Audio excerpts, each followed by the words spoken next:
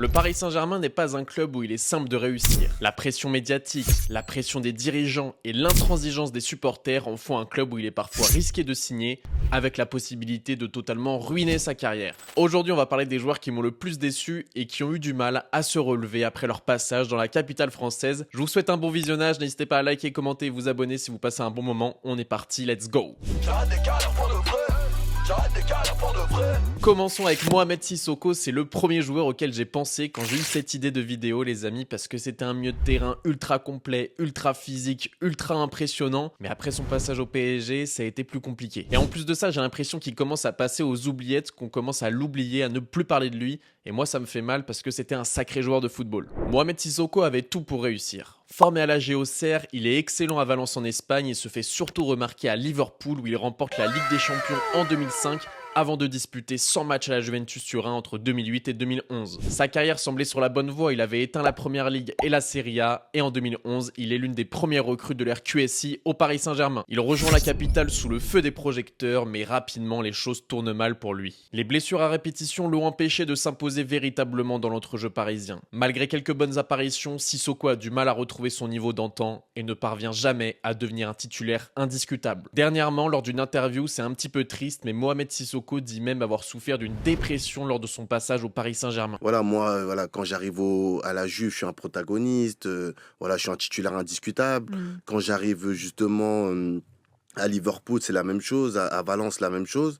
Et c'est vrai que mon passage au Paris Saint-Germain, après, c'était par rapport à ma blessure. Mais quand j'ai senti que j'étais pas justement le joueur important de l'équipe et le joueur qu'on valorisait pas plus que ça, moi j'étais pas habitué à ça et ça m'a mis un coup et psychologiquement j'ai fini en dépression. Et donc après 18 mois et seulement 37 matchs disputés au Paris Saint-Germain, il est temps pour lui de se relancer et d'essayer de reprendre goût à jouer au football. Mais après le Paris Saint-Germain, sa carrière décline progressivement, il passe par plusieurs clubs sans réellement s'imposer, de la Fiorentina à la Chine en passant par l'Inde. Le Sissoko qui dominait les milieux de terrain européens semble bien loin. Et il y a un signe qui nous prouve qu'après son passage au PSG, c'était compliqué pour lui, c'est qu'il n'a jamais fait plus d'1 an dans un club, que ça soit à Levante, à Shanghai, au Pune City, à Terrano Calcio, etc., etc. Il n'est jamais resté 2 ans dans le même club. On croirait voir Valentin Liénard. Désolé Valentin pour la balle perdue. Avant de passer au second joueur de cette vidéo, parlons du sponsor du jour, NordVPN. Je vous en ai déjà parlé plusieurs fois sur cette chaîne YouTube. NordVPN, vous connaissez sûrement, c'est le leader de leur marché, le leader des VPN. Qu'est-ce qu'un VPN pour ceux qui vivent dans une grotte? C'est tout simplement un logiciel qui te permet de changer d'emplacement numérique, de changer d'adresse IP, de changer ta géolocalisation. Mais alors pourquoi je vous en parle? Tout simplement parce qu'il y a des petites astuces pour pouvoir regarder les matchs du Paris Saint-Germain, notamment en Ligue 1. On sait que cette année, c'est une galère avec l'affaire DAZN, l'affaire des droits TV. Franchement, c'est compliqué de regarder notre cher et tendre championnat de France. Et bien, avec NordVPN, vous pouvez vous géolocaliser au Mexique et profiter de quelques matchs de Ligue 1 chaque semaine complètement gratuitement. Franchement, c'est incroyable. Et si vous voulez vraiment voir tous les matchs de Ligue 1 sans vous ruiner, il suffit de se géolocaliser en Angleterre. Et pour 12 € par mois, vous avez accès à tous les matchs de Ligue 1. Alors qu'en France, on est plus sur du 30-40 €. Franchement, on se fait escroquer. Et en plus de ça, pour les matchs de Ligue des Champions du Paris Saint-Germain, il y a certains matchs qui sont complètement gratuits en se géolocalisant en Inde. N'hésitez pas à télécharger NordVPN avec le lien qui est en description parce qu'il y a une offre pour la rentrée. Vous avez 4 mois offerts sur les abonnements de 2 ans avec mon lien, le lien BR10. N'hésitez pas à cliquer dans le lien dans la description, la famille. Ça soutient énormément la chaîne et en plus de ça, vous avez 30 jours satisfaits ou remboursés, donc vous prenez aucun risque. Vous essayez le produit, si ça vous plaît, vous gardez l'abonnement pendant 2 ans. Si ça vous plaît pas, vous êtes totalement remboursé. Le lien est dans la description. Merci à NordVPN et on enchaîne directement avec les autres joueurs qui ont ruiné leur carrière au Paris Saint-Germain. Parlons de Hatem Ben Arfa, la famille. Un talent unique du football français. C'était un putain de joueur, mais lui aussi a totalement ruiné sa carrière en signant au PSG. Hatem Ben Arfa, c'était tout simplement un génie du ballon rond. Dès ses débuts à l'Olympique Lyonnais et lors de son passage à l'OM, il a fait rêver par sa technique exceptionnelle. Après un passage mouvementé, contrasté à Newcastle avec des buts de folie mais pas mal de déceptions, il rebondit sur la Côte d'Azur avec des éclairs de génie sur les pelouses niçoises. On est donc lors de la saison 2015-2016, Ben Arfa est à son prime, il est à son meilleur niveau. Et la question que tout le monde se pose, c'est quel club va rejoindre Hatem Ben Arfa cet été? Et oui, vous le savez les amis, il décide de rejoindre le Paris Saint-Germain qui voit en lui un joueur capable de ramener de la magie dans son effectif. Et donc lors de l'été 2016, Hatem Ben Arfa rejoint le PSG avec des attentes très élevées. Personnellement, comme tous les supporters du PSG, je m'attendais à revoir le Ben Arfa flamboyant de l'OGC Nice qui m'avait fait rêver toute la saison. Il faut dire que ça commençait très fort avec sa conférence de presse, je sais pas si vous vous en rappelez mais c'est mémorable. Est-ce que tu penses que cette équipe, ce club peuvent justement t'aider à passer ce palier et rejoindre le clan des 3-5 meilleurs joueurs du monde, comme on te le promettait depuis longtemps? Oui, bien sûr. Seconde question, cette fois-ci d'un journaliste de l'équipe 21. Hatem Ben Arfa, pourquoi avez-vous choisi le numéro 21? J'ai demandé les numéros qui étaient disponibles. Comme j'aime beaucoup l'équipe 21. Pardon? Pardon? Pardon? Pardon? Alors franchement, Hatem Ben Arfa, il était très très drôle. Et pour ceux qui se demandent vraiment pourquoi il avait choisi le numéro 21, c'était bien sûr un hommage à Ronaldinho. Alors c'est bien, Ben Arfa nous a fait rire, il s'est mis les supporters dans la poche, mais on a recruté Ben Arfa, on n'a pas recruté Michael Youn. Et très vite, tout va déraper pour Ben Arfa. Malgré quelques apparitions encourageantes en faux numéro 9 en doublure d'Edinson Cavani, Hatem se retrouve rapidement en dehors des plans d'Unai Emery. Cette situation, bien évidemment, le frustre, c'est naturel, c'est humain, un joueur de football, ça veut jouer, ça se comprend. Mais ce fou, il est allé jusqu'à demander à l'émir du Qatar pourquoi il ne jouait pas plus. Évidemment, l'émir du Qatar n'a pas du tout apprécié, il a pris ça comme un manque de respect. C'est quand même une personne de la royauté du Qatar, donc c'est pas n'importe qui. Et il a donc demandé à Nasser et à Unai Emery de ne plus le faire jouer, de même le mettre en réserve. Le temps file, les mois passent et Ben Arfa continue à être mis à l'écart. Évidemment, il vit très très mal cette situation. Il décide donc de faire un appel à l'aide en postant des vidéos sur les réseaux sociaux qui restent mémorables, des vidéos ultra gênantes, on se croirait dans Tellement Vrai. Franchement, je vous laisse regarder, j'imagine que vous vous en rappelez, mais c'est inregardable, ça me gêne beaucoup trop. Je me doutais en venant à Paris que ça allait être compliqué, que j'arrivais dans un grand club, etc. Mais je pensais pas que ça allait être aussi compliqué que ça.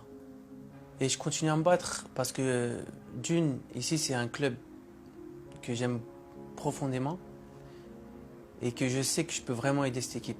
Et ce qui est triste quand on se rappelle de Ben Arfa au PSG, c'est qu'on pense plus à ce genre de vidéos plutôt qu'à ses exploits sur le terrain. Après le Paris Saint-Germain, après avoir attendu plus d'1 an la fin de son contrat pour pouvoir être libre, il s'engage du côté du Stade Rennais et va même remporter la Coupe de France en finale face au Paris Saint-Germain, une sorte de revanche pour lui. Mais en dehors de cette bonne saison 2018-2019, il va enchaîner par des mauvais passages au Real Valladolid, au Girondins de Bordeaux ou même au LOSC en 2022. Rien n'y fait, la carrière de Hatem Ben Arfa n'a jamais su rebondir, il est donc à la retraite depuis 2 ans et on peut donc dire que son passage au Paris Saint-Germain a totalement ruiné sa carrière. Peut-être qu'il se serait passé la même chose dans un autre club, mais ça on peut pas savoir. Hatem Ben Arfa a ruiné sa carrière.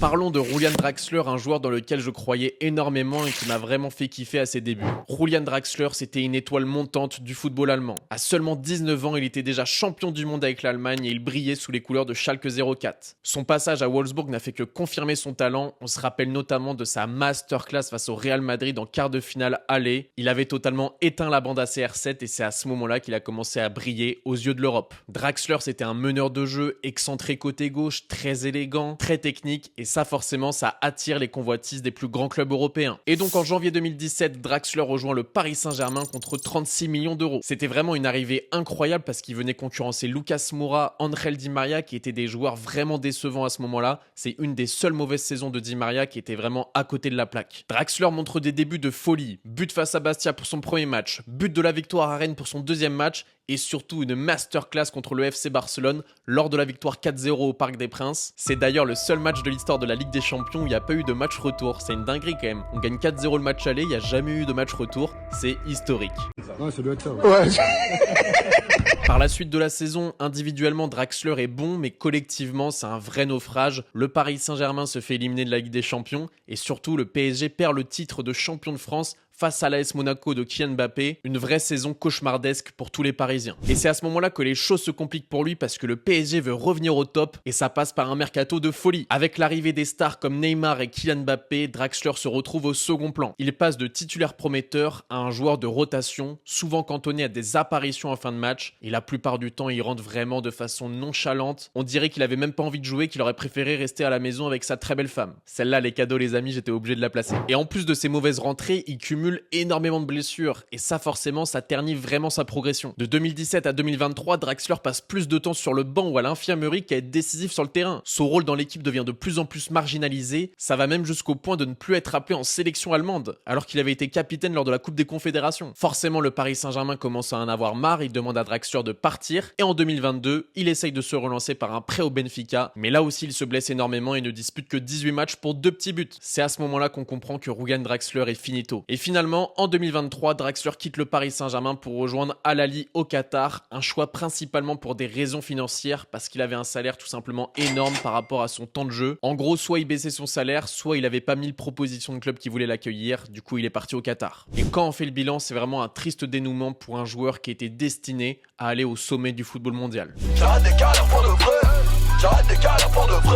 Parlons de Grzegorz Krychowiak, l'infatigable milieu de terrain polonais qui a totalement ruiné sa carrière en signant au PSG. Le milieu de terrain défensif avait totalement explosé sur la scène européenne avec le Séville FC. Sous la direction d'Unai Emery, il remporte 2 Ligues Europa consécutives et se forge une réputation de guerrier au milieu de terrain. En Espagne, Krychowiak est incontournable. Il est dans l'équipe type de la saison et est convoité par les plus grands clubs européens. Et c'est donc en 2016, après son succès à Séville, que Krychowiak fait le choix de rejoindre le Paris Saint-Germain en échange de 30 millions d'euros avec une belle augmentation de salaire. Ce qui a motivé son choix, bien entendu, c'est que Unai Emery signe au PSG et qu'il ramène dans ses valises son petit chouchou au milieu de terrain. L'idée à travers ce recrutement, c'était que Krychowiak s'imposerait au milieu de terrain et qu'il prendrait la succession de Thiago Motta qui commençait à se faire vieillissant. Mais les choses ne se passent pas comme prévu. Dès ses premiers mois au PSG, Krychowiak lutte pour s'adapter à la Ligue 1. Entre blessures, manque de rythme et difficulté à trouver sa place dans un effectif surchargé de stars, il est rapidement relégué sur le banc de touche. En quelques mois, Krychowiak passe d'être titulaire indiscutable dans une équipe champion d'Europe à joker de luxe au Paris Saint-Germain. Il joue vraiment peu lors de sa première saison et son influence dans l'équipe est pratiquement inexistante. Malgré son talent indéniable, il n'a jamais réussi à convaincre Unai Emery, les dirigeants parisiens ou même les supporters. C'est donc pour cela qu'au bout de quelques mois, le club le place sur la liste des transferts lors du mercato hivernal. Et ça, Krychowiak, il l'apprécie pas du tout, il l'a encore en travers de la gorge. Il l'a dit lors d'une interview, c'est étrange, j'ai fait confiance au PSG. Quand je suis arrivé, j'étais dans une situation très confortable. C'était une nouvelle étape dans ma carrière, une meilleure équipe, mais vous ne pouvez pas signer quelqu'un pour 5 ans et lui dire qu'il peut partir au bout de 3 mois. Ça ne marche pas comme ça, je ne méritais pas ce traitement. Autant vous dire que Krychowiak n'a pas de très bons souvenirs de son passage au PSG,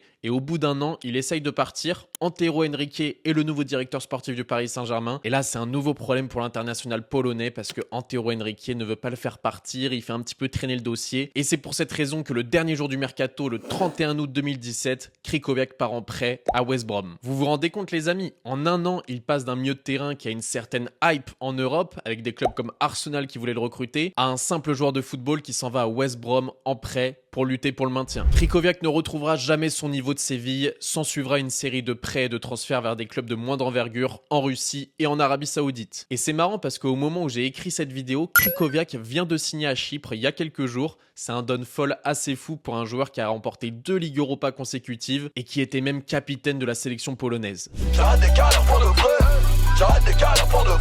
Neymar da Silva Santos Jr. Oui, pour moi les amis, Neymar a ruiné sa carrière en rejoignant le Paris Saint-Germain et je vais vous expliquer pourquoi. Neymar, c'était l'enfant superstar du Brésil, le joueur qui devait être le descendant de Pelé. À Santos, il casse tout et devient une superstar mondiale grâce à YouTube. Je me rappelle à la récré en école primaire, on parlait tous de Neymar, pourtant on l'avait jamais vu jouer. Mais quasiment tous les soirs, on regardait des vidéos de lui sur l'ordinateur. Pendant tout son début de carrière, on l'annonçait au Real Madrid, mais finalement, je vous apprends rien, l'enfant roi a décidé de rejoindre le Barça en 2013. Et si le Barça met quasiment 100 millions d'euros pour le recruter, c'est pas pour rien, c'est parce qu'ils voient en lui le descendant de Lionel Messi. Ils veulent que l'ailier brésilien passe quelques saisons avec Messi histoire d'apprendre de lui et de prendre sa relève d'ici 5 à 10 ans pour devenir le meilleur joueur du monde. Mais au bout de 4 ans, malgré son amitié avec Messi et Suarez et une Ligue des Champions remportée en 2015, on arrive en 2017 et Neymar commence à en avoir marre d'être le numéro 2. La victoire 6-1 contre le PSG est la goutte de trop car si le Barça réussit cet exploit, c'est 90% grâce à lui. Mais Lionel Messi est tellement adulé en Catalogne que tous les médias et tous les supporters font comme si c'était grâce à Messi alors que non, c'était grâce à Neymar. Neymar en a marre, il a besoin de se sentir aimé, il veut devenir le numéro 1 mondial. Ses coéquipiers en sélection Thiago Silva et Lucas Moura lui disent de venir au PSG, même si cela semble impossible. Mais là, vous connaissez l'histoire, la famille. Le Paris Saint-Germain fait péter la clause à 222 millions d'euros, le transfert le plus cher de l'histoire du football. Et le moins que l'on puisse dire, c'est que Neymar, quand il arrive, c'est un putain de monstre. Son premier match au Roudourou à Guingamp, c'était une dinguerie. J'ai jamais vu un joueur aussi fort en Ligue 1, aussi fort au PSG. J'avais limite des larmes aux yeux devant le match. Je me suis dit, mais c'est qui cet extraterrestre? Il va tout nous faire gagner, la Ligue des Champions, tout. On va être la meilleure équipe du monde. Mais bon, si je vous dis que Neymar a ruiné sa carrière en signant au PSG, c'est pour plusieurs raisons. Déjà, il n'aurait jamais dû partir du Barça et être impatient comme ça, parce qu'il allait devenir le numéro 1. Fallait juste qu'il attende 2-3 ans de plus et il avait le trône pour lui. Secondement, il était trop grand pour le Paris Saint-Germain. Neymar, c'était pas une star comme Ibrahimovic ou Thiago Silva. Là, c'était une superstar, le futur meilleur joueur du monde. Faut le dire, au PSG, on était un petit peu ses chiennes, on était à genoux devant lui, on lui donnait tout. On a même mis son nom sur la Tour Eiffel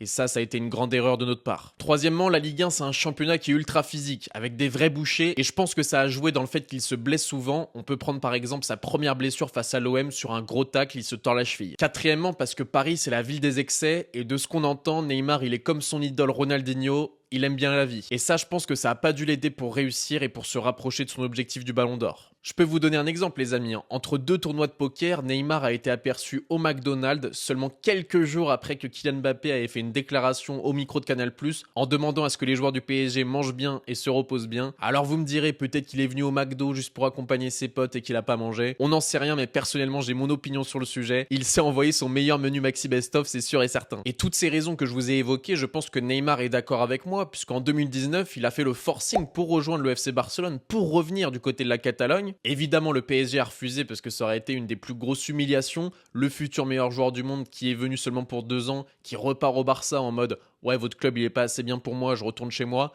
Non, Nasser, il pouvait pas laisser passer ça, là c'était une vraie affaire limite politique. Bon, au final, vous le savez, Neymar est resté sans jamais réussir à gagner la Ligue des Champions ni le Ballon d'Or avec le PSG. Il aura manqué quasiment 50% des matchs durant ces 6 années parisiennes. Et en 2023, sa carrière semble véritablement brisée puisqu'il rejoint l'Arabie Saoudite du côté d'Al Hilal contre 90 millions d'euros. Et malheureusement pour lui, nouvelle péripétie dans sa carrière. Après seulement 5 matchs et un but en Arabie Saoudite, il se fait les ligaments croisés. Et à l'heure où je vous parle, on est 13 mois après cette blessure, il est toujours parvenu sur les terrains. C'est peut-être un signe pour nous dire que son corps n'est plus fait pour le haut niveau. En résumé, alors oui, peut-être Neymar aurait connu les mêmes blessures au Barça ou ailleurs, on ne le saura jamais. Mais en tout cas, ce qui est sûr, c'est que son avant et après Paris Saint-Germain démontrent bien que le Paris Saint-Germain a ruiné la carrière de Neymar Junior. Et d'ailleurs, j'ai une question à vous poser. Est-ce que selon vous, Neymar est le plus gros gâchis de l'histoire du foot? Pour moi, je pense que oui.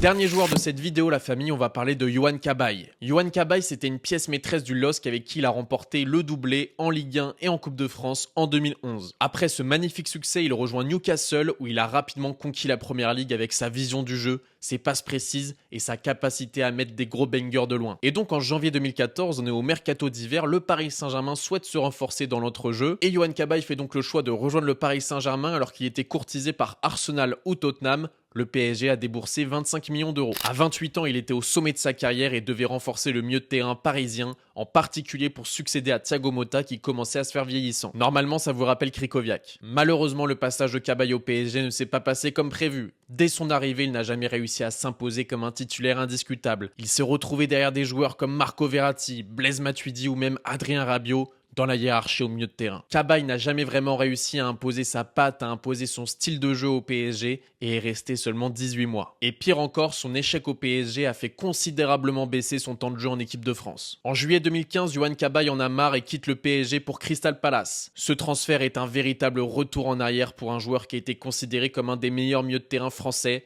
avant de rejoindre le club parisien. Il a retrouvé une partie de son niveau à Crystal Palace, mais c'est jamais redevenu le Yohan Cabaye qui était exceptionnel avant de rejoindre le PSG. Il terminera sa carrière par une saison à Al Nasser aux Émirats Arabes Unis, pas le même Al Nasser que CR7 en Arabie Saoudite, puis il mettra fin à sa carrière après une saison à Saint-Etienne en 2019-2020 avec 21 matchs joués et un petit but marqué. Mais désormais, c'est une bonne nouvelle, Yohan Cabaye est au Paris Saint-Germain puisqu'il est directeur du centre de formation. Autant vous dire qu'il est vraiment tombé amoureux du Paris Saint-Germain et qu'il développe sa deuxième carrière sous les couleurs rouge et bleu. Voilà les amis, j'espère que vous avez kiffé cette vidéo. N'hésitez pas à me le dire dans les commentaires. N'hésitez pas à me dire si vous voulez un épisode 2, si vous voulez qu'on fasse le même concept mais pour d'autres clubs, parce que j'ai pas mal d'idées, donc n'hésitez pas à me dire ça dans les commentaires. Un grand merci à tous ceux qui likent et qui s'abonnent. Merci aussi à NordVPN d'avoir sponsorisé cette vidéo. N'hésitez pas avec le lien en description pour vous inscrire. C'était BR10, bonne matinée, bonne journée, bonne soirée, bonne nuit. Peace!